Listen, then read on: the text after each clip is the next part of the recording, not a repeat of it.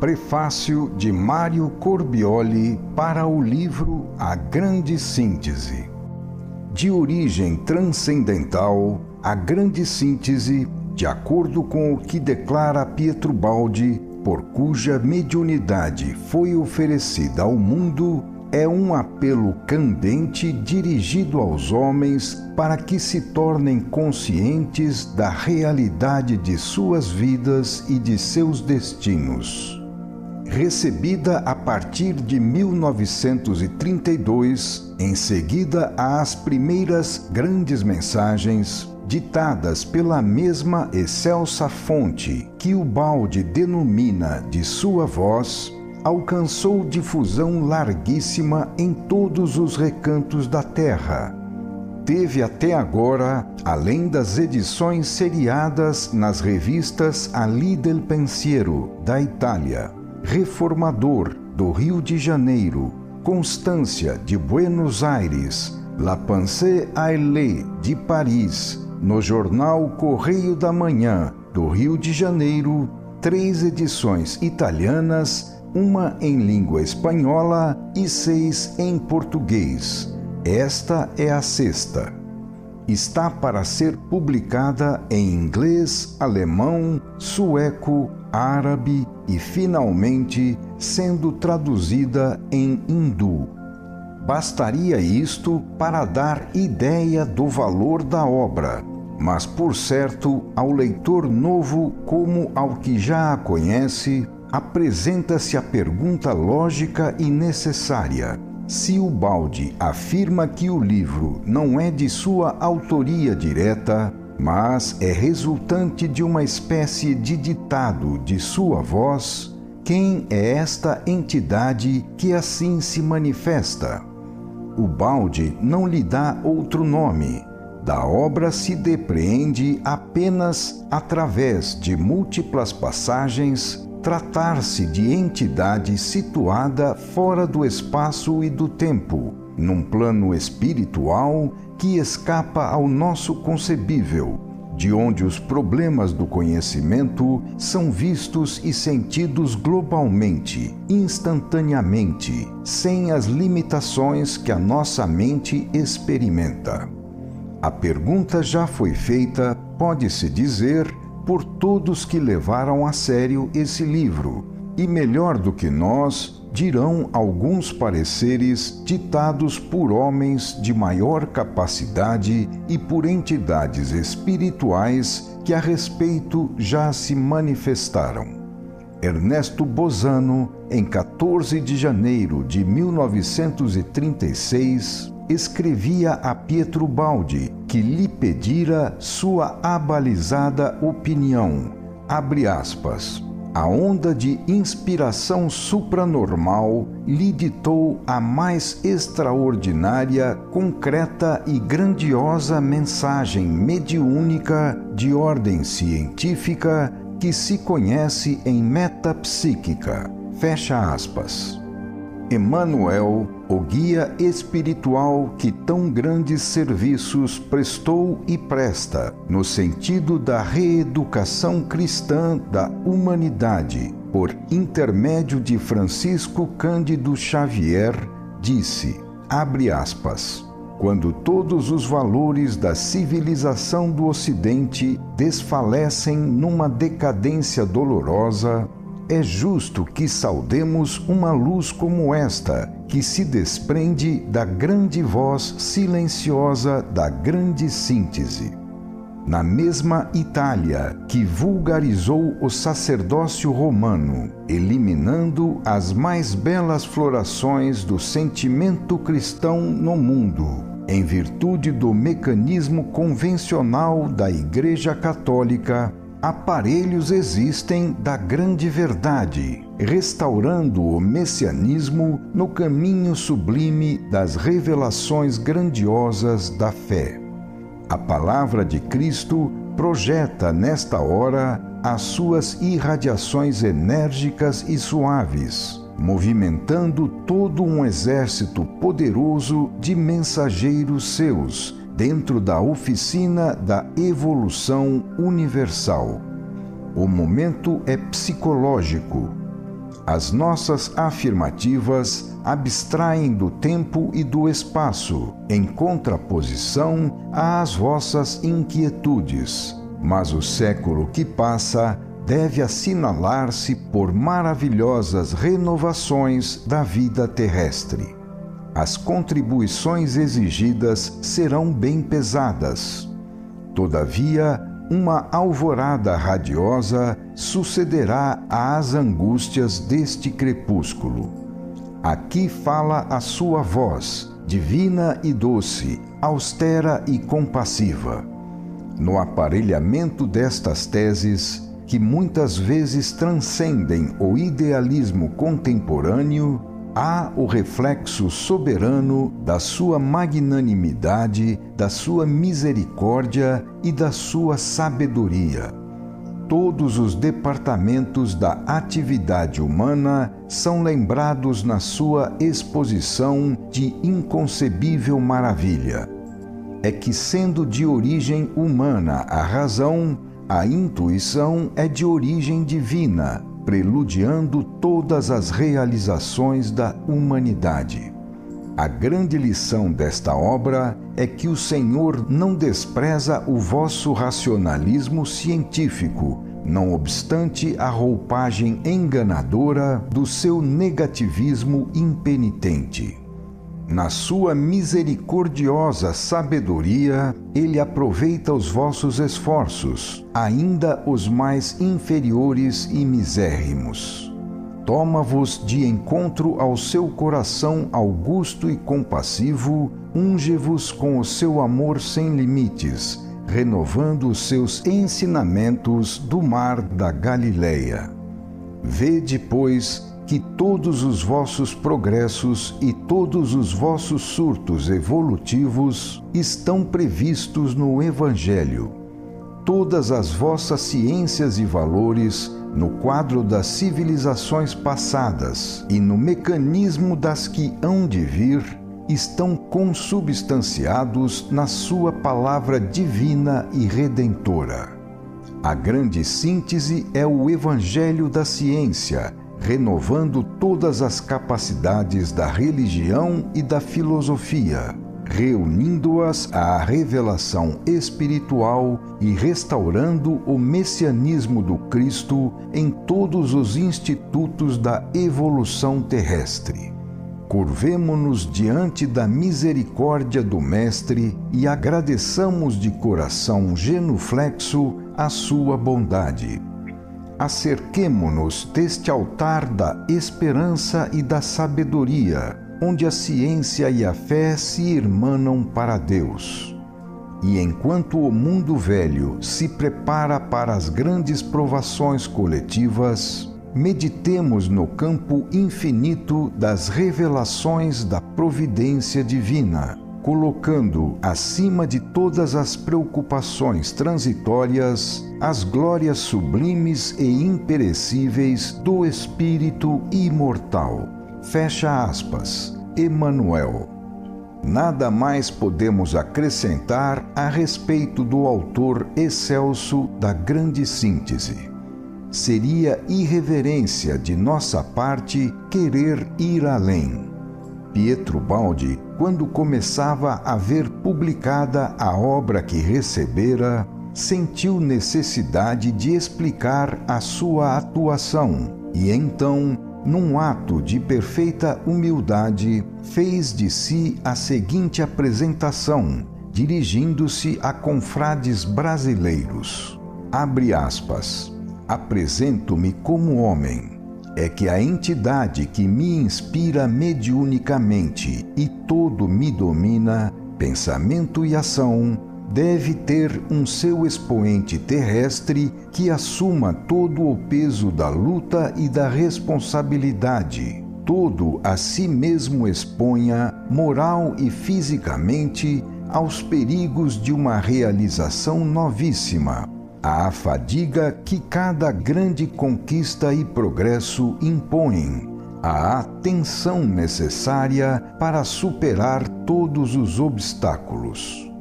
Tal eu sou, e assim tomo posição hoje ao ingressar na vida pública. Não possuo mais nada além do meu trabalho para viver e da minha obra para triunfar no bem. Mas dentro e acima de mim troveja uma voz tremenda que me arrasta e arrastará a todos irresistivelmente, que eu escuto e à qual devo obedecer. Não é mais o momento de dizer o tempo virá, mas de dizer o tempo chegou. A hora da grande ressurreição do mundo é a presente. Tal sou eu, o servo desta potência, o servo de todos, a serviço de todos, para o bem de todos. Nada mais me pertence, mas alma e corpo, eu pertenço ao bem da humanidade. Deverei ser o primeiro no trabalho e na dor, na fadiga e no perigo.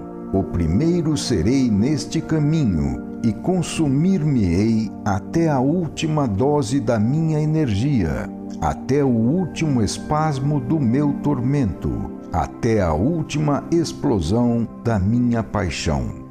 Sou fraco, culpado e indigno, mas não tenho mais força para sufocar esta voz que quer explodir e falar ao mundo, arrastar os povos, sacudir os potentados, convencer os doutos e a todos levar para uma vida de bem e de felicidade. Serei tomado por louco, já o sei, mas a sua voz tem uma potência à qual não sei resistir. E eu, o último dos homens, falarei ao mundo com palavras novas, com um tom altíssimo, de coisas grandes e tremendas, em nome de Deus. Estremeço e choro ao escrever estas palavras. É o sinal indubitável de que Ele, o meu Espírito, está perto e me faz escrever coisas que são incríveis. Por isso, as almas simples assentem com um sentido que a ciência não tem e nunca terá. Sentem por intuição de afetos e por penetração de amor a completa naturalidade, a perfeita credibilidade destas coisas incríveis. Quanto é mais profunda esta intuição que a jovem alma dos povos do outro hemisfério tem sentido pronta, explodente, espontânea, num reconhecimento que diz: eu sei, em contrário à longa, duvidosa e tortuosa análise científica da velha Europa. E a ciência analisa, toca e mede, mas não tem uma alma, e só com o cérebro não se sente nada. Brasil, terra da promissão, da nova revelação, terra escolhida para a primeira compreensão, terra bendita por Deus para a primeira explosão de luz no mundo. Já um incêndio se acende lá. A compreensão tem sido instantânea, profunda, compreensão sem análise de quem sabe porque sente, de quem está seguro porque vê.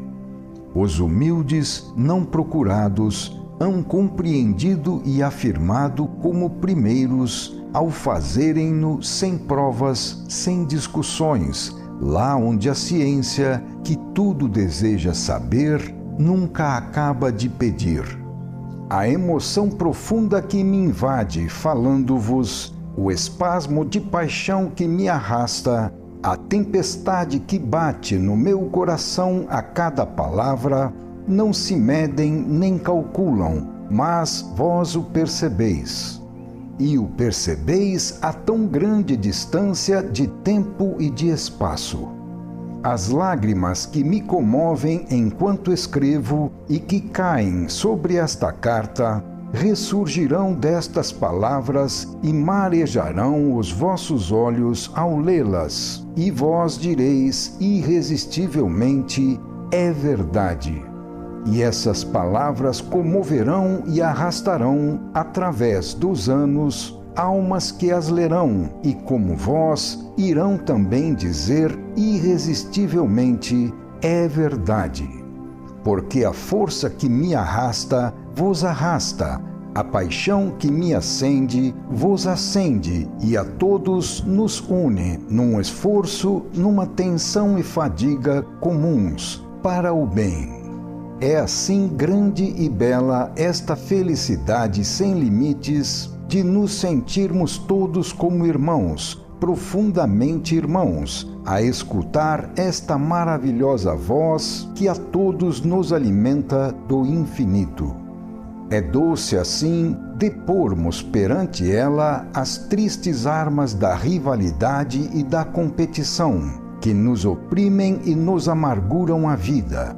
É assim grandioso sentirmos-nos todos unidos numa humanidade, organismo compacto, não mais como pobres seres isolados num mundo inimigo, mas como cidadãos de um grande universo, onde cada ato tem uma finalidade, onde cada vida é uma missão. A voz me arrasta neste momento e se apodera de mim, como sempre faz quando quer falar por meu intermédio. Eu a sigo, pequeno, confuso, atordoado por visões imensas. E agora me fez ver o planeta envolvido numa faixa de luz e uma humanidade mais feliz e mais sábia ressurgindo das ruínas da atual. Mas também aquela será nossa, e quem tiver semeado, recolherá. Acima de nós, que lutando e sofrendo semeamos, uma falange de puros espíritos nos estende os braços para nos encorajar e ajudar. Somos os obreiros de um grande trabalho, do maior trabalho que o mundo todo jamais executou, a fundação da nova civilização do terceiro milênio. Mãos à obra, levantai-vos. O momento chegou. A palavra de sua voz tem em si uma força misteriosa, intrínseca, invisível, mas poderosa, imponderável, mas irresistível, pela qual avança, sozinha, sabendo de si mesma escolher os meios humanos, pedindo a todos, chamando a colaborar todos os homens de boa vontade. Avança e penetra nos corações, persuade e convence, dando de si a cada instante uma prova evidente, o fato inegável da sua automática divulgação. Mãos à obra, a mim como a vós, aguarda um trabalho tremendo, mas também uma vitória imensa. Somente debaixo das ordens de um chefe sobre-humano poderia o mundo encetar uma obra assim gigantesca. Temos um chefe no céu. Não quer senão a paz, senão o amor, senão o respeito a todas as crenças. Nada ele tem a destruir do mundo terreno, não ataca a ninguém, não toca a forma, que não tem importância, mas visa a substância. Nada tem a modificar em tudo aquilo que de terreno existe neste mundo, mas tudo tem que vivificar com uma chama de fé, tudo tem que aquecer com uma nova paixão de puro amor, o amor do Cristo esquecido. Não temam as autoridades, os organismos humanos. Por isso, será inútil o velho expediente de se modificarem as organizações. Não mais criações de sistemas novos, todavia sempre velhos, mas criação do homem novo, procedendo do interior, onde está a alma, não do exterior. Qualquer organização é boa quando o homem é bom, má quando o homem é mau. O novo reino não será deste mundo, e as coisas deste mundo nunca serão atingidas. não surgirá um novo organismo de homens, com chefes e subordinados, com cargos e funções, com propriedades e direitos. Não, nada de tudo isto. Este, vos digo, será o reino de Deus, o reino que o mundo ainda espera, que o mundo ainda invoca. Veniat regnum tuum. É reinado de almas, de amor e de paz. Não tem sedes e não pode possuir riquezas. Não tem mais que a tarefa do dever, o amor do bem, a paixão do sacrifício, a grandeza do martírio. E o maior neste reino será o primeiro neste caminho. Almas distantes que no Brasil tudo tendes compreendido, distantes no espaço, mas bem perto do coração. O meu amplexo vos chegue poderoso, profundo, imenso, como eu o sinto agora, nesta solidão montanhosa de Gúbio, no mais profundo silêncio da noite, com a minha alma nua perante o Cristo, cujo olhar me penetra, me envolve, me vence, me humilha como o último dos homens, qual eu sou. Peço-vos, pela piedade que vos pode inclinar para o mais fraco e menor dos seres, que me ajudeis a compreender este mistério tremendo que se me defronta, que me ajudeis a desempenhar esta obra imensa, da qual não percebo os confins. Fecha aspas. Assim se expressava Ubaldi ao 6 de fevereiro de 1934, dirigindo-se aos brasileiros que, mais do que todos, ofereceram acolhedora recepção e demonstraram grata compreensão das mensagens que, através de sua mediunidade, a sua voz enviava aos homens. Representaram as palavras de Ubaldi, outro sim, um compromisso para com a sua voz e para com a humanidade. E Ubaldi cumpriu o que prometera. A obra, iniciada sob a direção do mestre excelso, desenvolveu-se de então para cá, ao ponto de provocar, mais que admiração, verdadeiro assombro. Esparge-se em 12 volumes, dos quais o primeiro se intitula Grandes Mensagens e constitui a introdução. Escalonam-se depois os seus escritos em 3 trilogias. Primeira trilogia. Primeira parte, a Grande Síntese. Segunda parte, as Noures. Terceira parte, a Sese Mística. Segunda trilogia, primeira parte, História de um Homem. Segunda parte, Fragmentos de Pensamento e de Paixão. Terceira parte, A Nova Civilização do Terceiro Milênio. Terceira trilogia, primeira parte, Problemas do Futuro e Ascensões Humanas. Segunda parte, Deus e Universo. Terceira parte, Na Plenitude dos Tempos, e concluem com um último volume, Cristo. Como acolheu a ciência a Grande Síntese? Já vimos o que resumidamente disse Bosano. Objetar-se-á, porém, que Bosano era cientista simpático a Ubaldi, pela sua especialização espiritualista ou mesmo espírita. Outros cientistas, porém, tiveram ocasião de se manifestar. Respingando na grande série, sentimos o dever de nos reportar a alguns trechos do que disse Fermi, nome que dispensa apresentação. Abre aspas. Na grande síntese de que nos ocupamos, Ubaldi, confiando no seu enorme poder intuitivo, traçou um quadro de filosofia científica e de antropologia ético-social que deixa de longe as tentativas similares do último século, pela amplitude da trama e pela singular novidade do método que experimentou e do caminho que seguiu, a intuição, como disse: para fazer calar os trejeitos dos sabidos, faz suas as palavras de Goethe, abre aspas. Nenhuma produção de ordem superior, nenhuma invenção jamais foi devida ao homem, mas surgiu de fonte ultraterrena. O homem deveria, pois, considerá-la como dom inesperado do alto e aceitá-la com gratidão e veneração.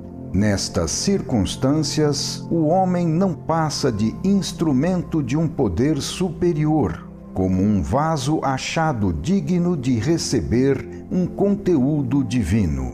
Fecha aspas. Conversação com Eckermann. É o pensamento dos profetas expresso quase nos mesmos termos.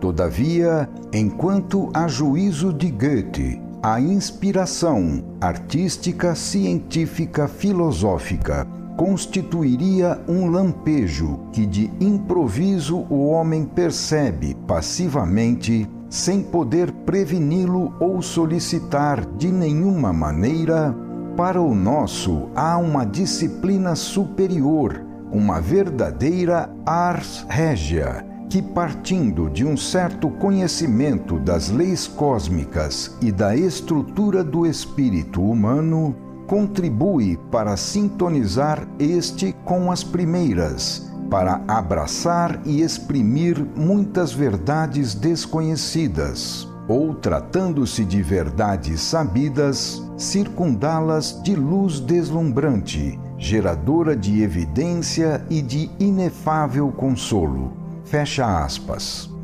Especificadamente, o professor Dr. Stopoloni, catedrático de Anatomia Descritiva, Histologia e Embriologia da Universidade de Camerino, teve as seguintes palavras quando da publicação da grande síntese em A Lei del Pensiero, abre aspas, para quem conhece como autor pouco ou nada de química, é verdadeiramente surpreendente, porque os conceitos emitidos são realmente científicos e, portanto, de um profundo conhecedor de química.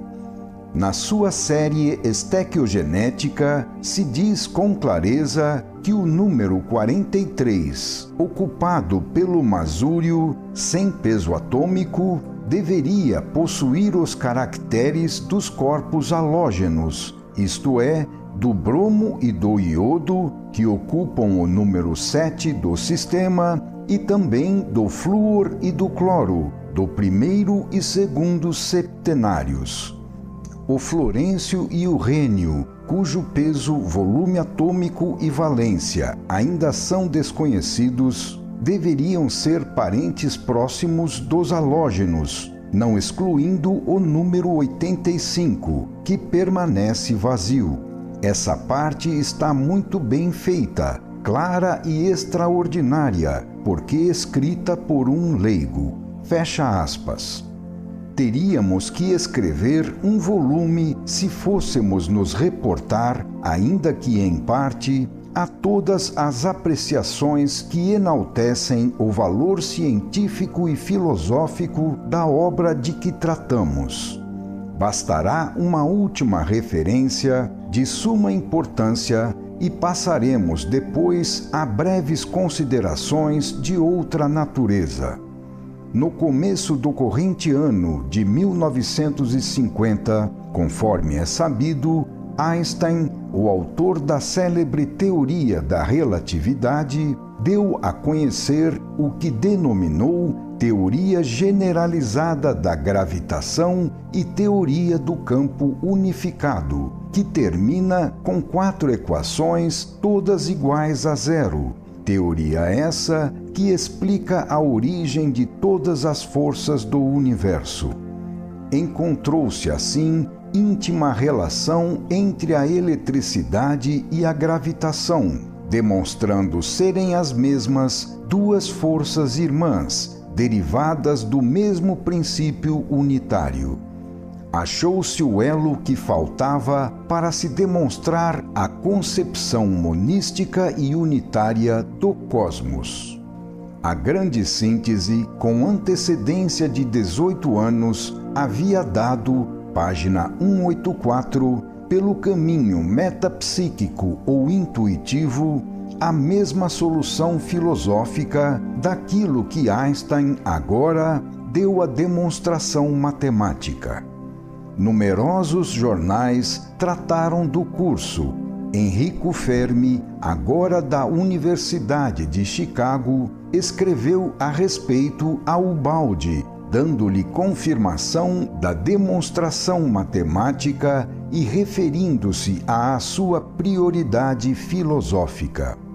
Ubaldi, comentando o fato, Estudos Psíquicos, Lisboa, abril de 1950, reporta-se mais uma vez ao método intuitivo que usa nos seus trabalhos, e não podemos deixar de citar estas suas palavras. Abre aspas. Nesse caso, que coisa é a inspiração? É uma penetração por evolução da consciência individual em expansão no campo da consciência universal, Deus. Evolução implica sensibilidade, que é como um abrir de novos olhos para alcançar mais longe. E alcança-se não em transe, mas completamente consciente e duplamente atento. O pensamento desta consciência universal está impresso em todos os fenômenos, que pela forma como se desenvolvem, se mostram a todos quantos saibam abrir esses novos olhos do espírito. As descobertas estão todas feitas e no universo podem considerar-se já um ato. Todos os problemas estão já resolvidos, porque tudo funciona como consequência deles. As descobertas surgem simultaneamente nos pontos mais diversos do globo porque resultam da intuição dada pela maturação biológica. O mistério reside apenas em nossos pobres olhos, ainda míopes. Não é raciocinando ou estudando nos livros, mas abrindo esses novos olhos por meio de evolução, quantas vezes alcançada à custa de dores e sofrimentos, que se consegue ver. Portanto, é pelo evolver do eu que se consegue ver. É pelo evolver do eu que se conseguem as descobertas. Eis o que é a intuição. É esse o meu caso. Estudando-a, aprendi como funciona a evolução e vim a conhecer os processos intuitivos que lhe estão ligados. De princípio, adotei-a instintivamente, isto é, manobrada como um instrumento do consciente universal, sem que eu soubesse explicar o caso. Mas, observando aqui, investigando ali, consegui descobrir a técnica do fenômeno. Assim compreendido, empreguei aquilo a que chamo o método de intuição, que pelo menos para mim é hoje um regular instrumento de investigações, que me dotou de original sistema básico que já vai no 8º volume. Encontrei assim a chave de todos os problemas do universo. Só assim posso explicar como as minhas investigações científicas têm origem nas espirituais e os problemas de Einstein são por mim conhecidos e coordenados com os do misticismo. Empregue-se ou não a palavra monismo, é fato que o pensamento de Deus é um só. gostem ou não dos termos mediunidade, ultrafania, inspiração, etc. Palavras não são mais do que palavras. O fato é que a maceração evolutiva, neste caso, está operando a catarse biológica que impele a minha consciência individual a transcender a média normal, fazendo uma incursão na consciência universal. Desta forma, sem estudos específicos ou processos racionais, nasce no indivíduo uma fuga de visão que ele, limitando-se a olhar com os novos olhos espirituais da sensibilidade, rapidamente registra.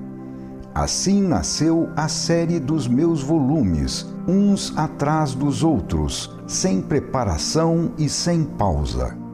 Nesses livros, não sou eu que falo, mas sim a vida, a consciência universal, como sempre acontece quando um homem cria na Terra coisas novas, porque tudo tem a mesma origem.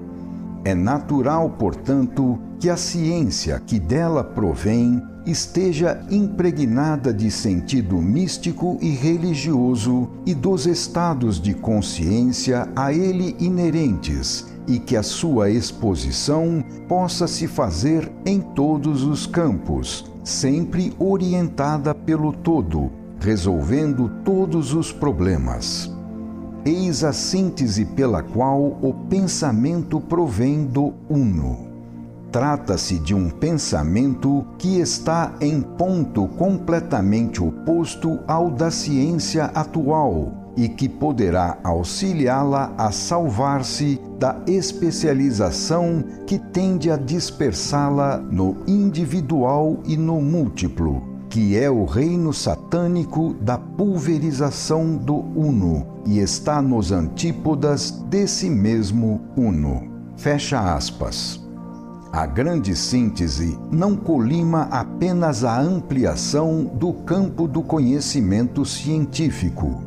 Muito mais do que isto, a sua finalidade é, abre aspas, fornecer ao homem uma nova consciência cósmica, uma consciência que o faça sentir não somente que é indestrutível e eterno, que é membro de uma humanidade que compreende todos os seres do universo, mas também que representa uma força e tem um papel no funcionamento orgânico do mesmo universo. Demonstrar a união perfeita entre fé e ciência, intuição e razão. Afirmar como complemento e continuação da precedente uma ciência nova, que abandonando os tristes e loucos antagonismos do passado, a leve para muito mais adiante, de mãos dadas com todas as crenças e todas as religiões. Conduzir à compreensão de uma lei mais elevada, de amor e colaboração, que a todos una num grande organismo animado por uma nova consciência universal e unitária. Chegar ao Evangelho do Cristo pelas veredas da ciência, isto é, alcançar o Evangelho pelas mesmas sendas do materialismo, para fundir os dois pretensos inimigos, ciência e fé, para demonstrar que não existe caminho que ao Evangelho não conduza, para impô-lo a todo ser racional, tornando-o obrigatório como o é todo processo lógico. O Evangelho é uma lei super-humana, a vitória biológica que a evolução da humanidade impõe neste momento histórico, em que está para surgir a nova civilização do terceiro milênio. Fecha aspas. Contudo, encontrou a obra o desagrado do Vaticano.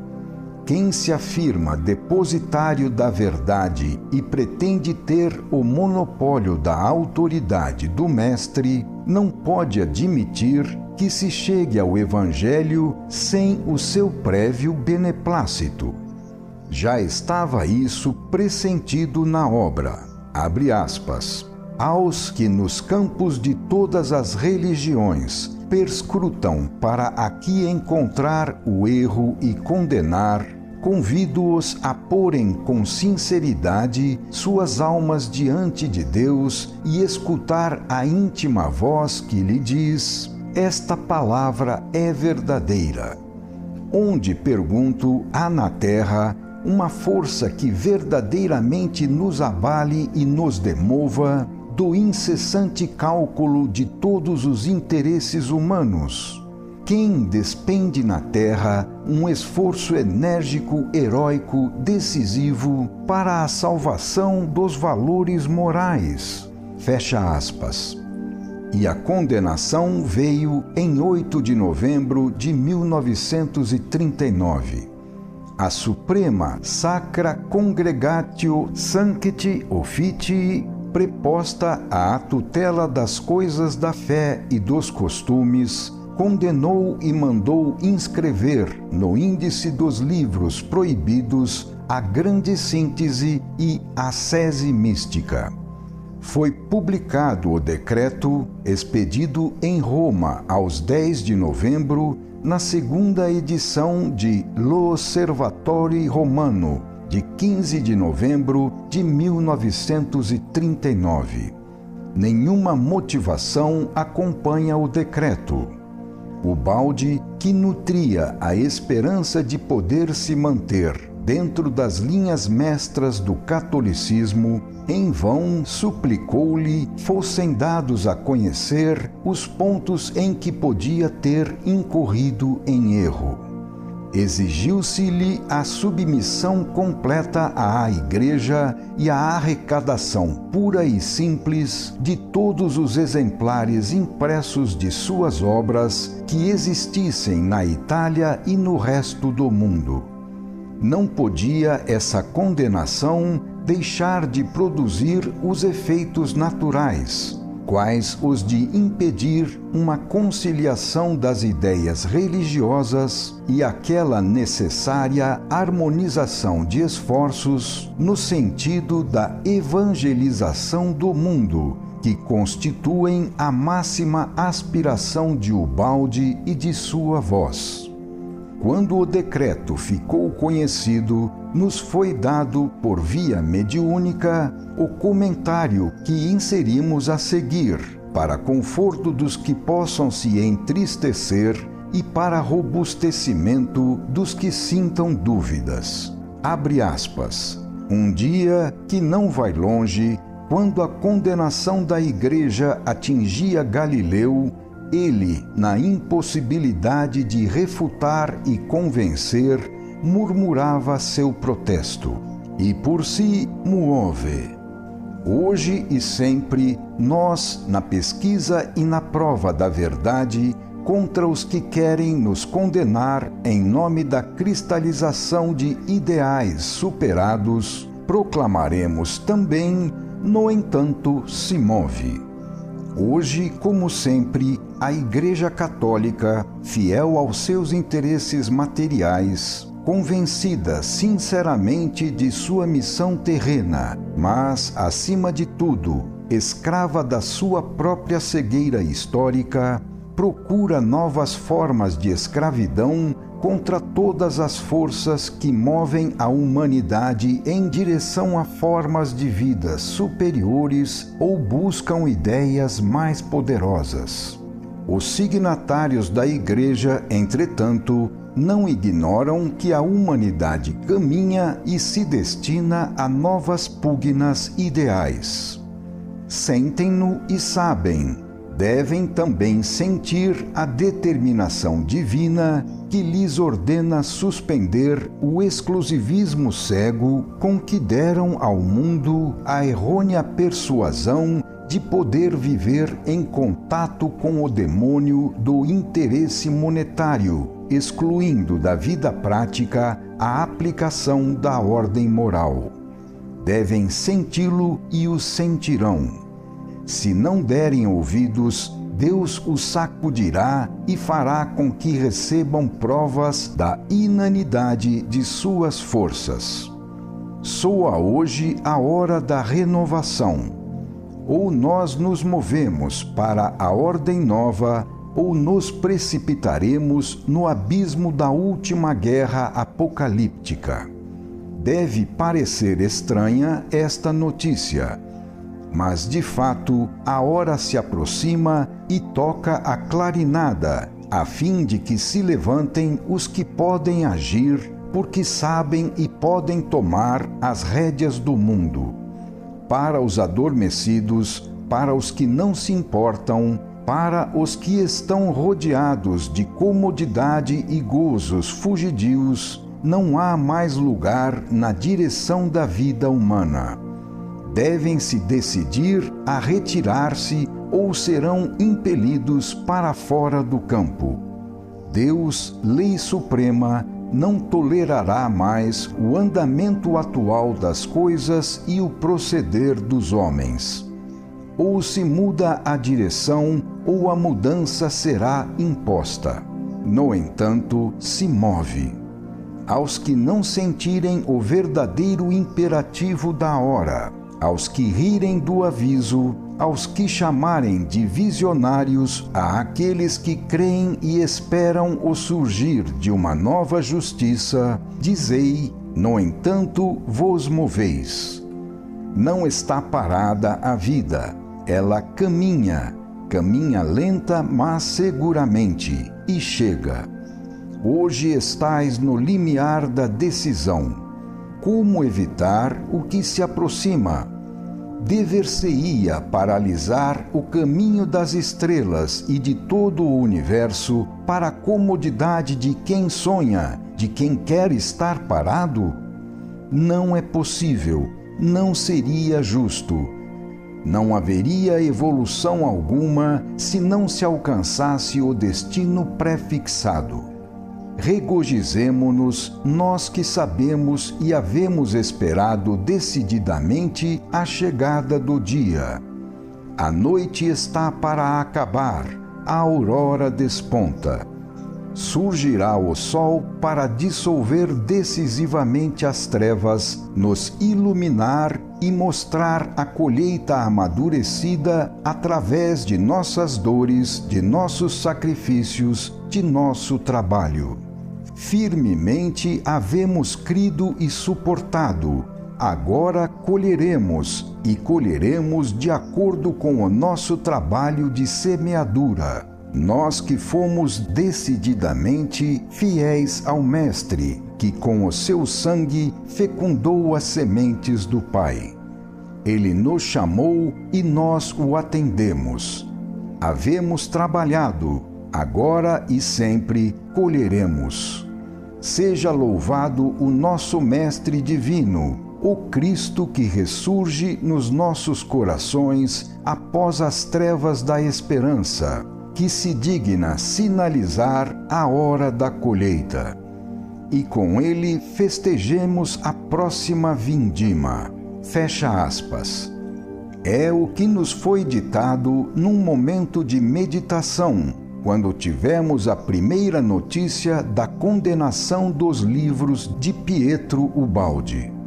Sirva isto de conforto também a ele, que, fiel ao chamado, com sacrifício constante, continua a nos transmitir os ensinos do alto, a nos indicar o roteiro verdadeiramente útil, o do amor universal. São Paulo, 15 de agosto de 1950. Mário Corbioli.